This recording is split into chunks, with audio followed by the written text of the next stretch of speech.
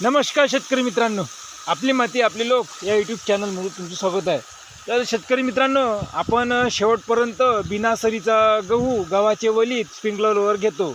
तर स्प्रिंकलरवर घेत असताना शेतकरी मित्रांनो, तर कुठे कुठे स्प्रिंकलरचं पाणी पोचत नाही आणि चणा आणि गव्हाची जर अशी पार्टनरशिप असली तर या गव्हामध्ये जर वलीत चालू असलं तर चण्यामध्ये वलीत येते। तर काय होते शेतकरी मित्रांनो, तर चण्यामध्ये जर वलीत येऊ नये द्यायचं असलं तर आपण नोझल समोर दूर लावतो गव्हामध्ये, तर इकडली जागा व्हायची राहते स्प्रिंकलरने। तर त्यासाठी आपण एक पाईप घेतला आहे, त्या पाईपाला छिद्र पाडले आहेत आणि असं वलीत केलेलं आहे शेतकरी मित्रांनो। बघा,